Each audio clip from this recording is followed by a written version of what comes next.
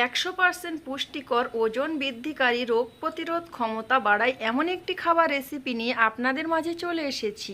আসসালামু আলাইকুম প্রিয় দর্শক, আজকের রেসিপিতে কি কি লাগবে সেটা একটু আপনাদেরকে দেখিয়ে দিলাম। প্রথমে এখানে লাগবে চালের সুজি, এটা আমার ঘরে বানানো হয়েছে। এখানে আমি নিয়েছি 9 পিস কিশমিশ, কিছুক্ষণ ভিজিয়ে রেখেছি প্রায় 1 ঘন্টা মতো। আর এখানে আমি একটা পাকা কলা নিয়েছি।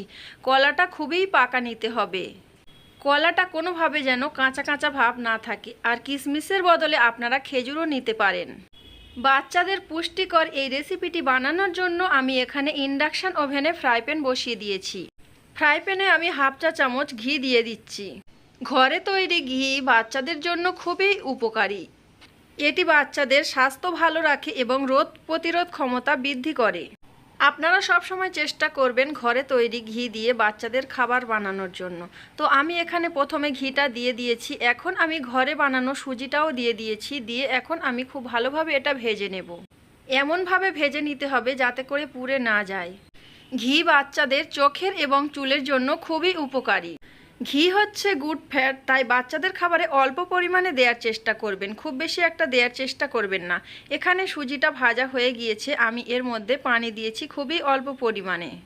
পানিটা দিয়ে আমি একটু নাড়াচাড়া করে নিচ্ছি যাতে করে নিচে বসে না যায়। অল টাইম চেষ্টা করবেন ঘরে বানানো সুজি দিয়ে বাচ্চাদের খাবার তৈরি করা। বাহিরের কেনা সুজি ফাঙ্গাস আক্রমণ চান্স বেশি থাকে। আমি এখানে আরও একটু পানি দিয়ে সুজিটা ভালোভাবে রান্না করে নিচ্ছি লো আঁচে। আর এদিকে আমি কিশমিশটাকে আমি একটু হাত দিয়ে ম্যাশ করে নিয়েছি। আর এখানে কলাটা আমি খোসা ছাড়িয়ে নিচ্ছি। অবশ্যই চেষ্টা করবেন বেশি পাকা কলাটা নেয়ার জন্য। কলাতে আছে ফাইবার, কলাতে আছে প্রচুর পরিমাণে পটাশিয়াম, যেটা শিশুদের হাড় মজবুত করতে রক্ষা করে। কলাটাকে আমি খোসা ছাড়িয়ে কাঁটা চামচ দিয়ে ম্যাশ করে নিচ্ছি আমি আমার প্রয়োজন মতো। আপনার শিশুর বাচ্চার বয়স যদি কম থাকে তাহলে অর্ধেক কলা নেবেন, আর শিশুর বয়স যদি একটু বেশি থাকে তাহলে পুরো কলাটা নিয়ে নেবেন।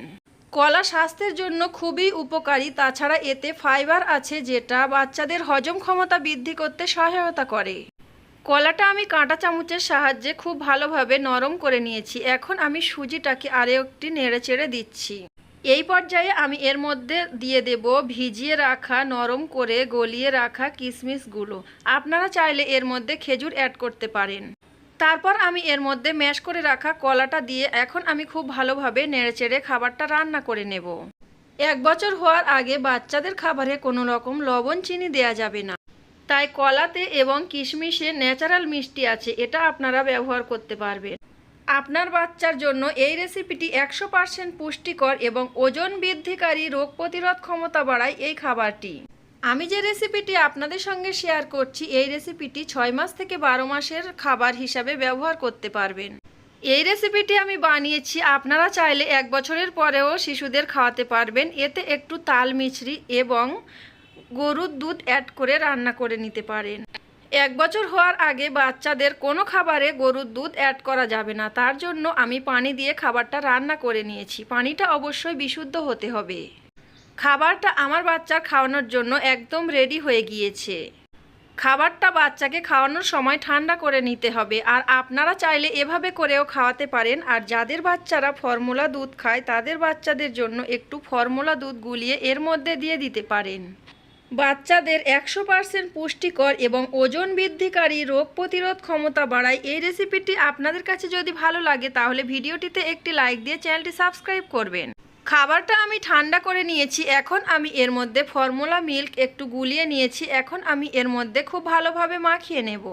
তবে আপনার বাচ্চা যদি ফর্মুলা দুধ খায় তাহলে অবশ্যই চেষ্টা করবেন এটা মিশিয়ে নেয়ার।